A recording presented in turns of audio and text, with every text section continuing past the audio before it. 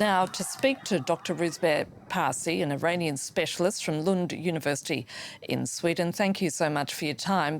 6 weeks on, and these protests show no sign of abating. What do you expect the Iranian government will do next? Well, for some time, they've been warning people and telling them to go home, and people have not been heeding these calls. And the state has tried with more repression, but I'm afraid we haven't seen it exhaust its potential for violence yet. What makes these protests so different, though?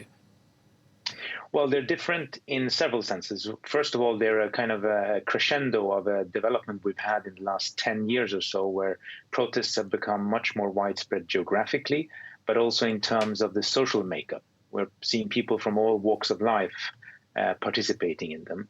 And they've been going on for quite some time. Now, they're not the longest protest run yet since 1979, but they're inching their way towards becoming something much more durable than many people expected. There are reports of even Supreme Leader Khamenei's allies distancing themselves from the government. For instance, Ali Lajani, one of the Khamenei's advisors, in a recent interview with an Iranian paper, decried the rigid imposition of the veil and insisted the need for dialogue. Are cracks starting to emerge? Well, there are different ways of reading this. Obviously, this is a system that has become much more authoritarian over the years. And so these could be signals trying basically just to calm the situation down rather than be sincere attempts at something that could be compromises. But the only way of finding out is, of course, to try and see what lies behind it. Then, of course, within the system, there's always been opposition. So, I mean, this is not a unified, homogeneous system.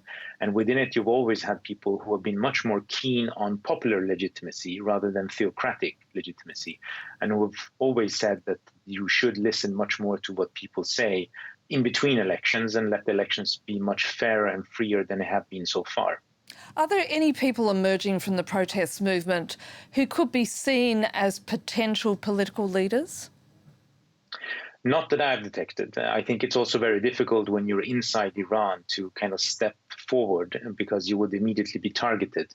But this is one of the things that in the long run, this protest movement really needs to remedy. That is, they need to bring out some kind of leadership in order to be able to represent and also present some list of demands with which they can try and negotiate with the government, if indeed that is what they want.